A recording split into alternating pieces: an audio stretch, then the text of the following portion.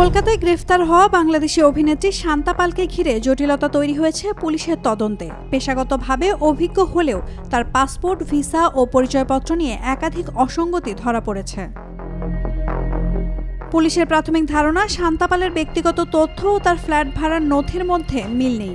এতে তার প্রকৃত পরিচয় ও ভারতে অবস্থানের উদ্দেশ্য নিয়ে সন্দেহ দানা বাঁধে। এসব কারণেই তাকে পুলিশি হেফাজতে নেওয়া হয়েছে। তদন্তের অংশ হিসেবে তার বাসা থেকে বেশ কিছু ব্যাংক সংশ্লিষ্ট নথি জব্দ করা হয়েছে, যা মামলার অগ্রগতিতে গুরুত্বপূর্ণ প্রমাণ হিসেবে বিবেচিত হচ্ছে।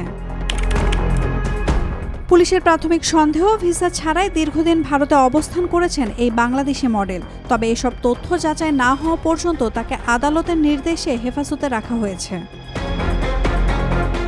বাংলাদেশি নাগরিক হিসেবে ভারতে অবস্থান এবং সেখানে কাজ করার বৈধতা নিয়েও উঠছে প্রশ্ন।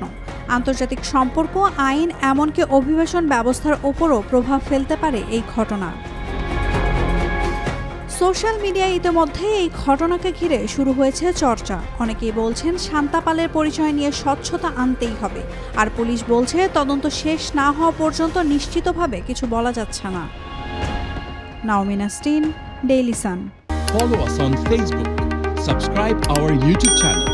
Get the latest update on www.daily-sun.com.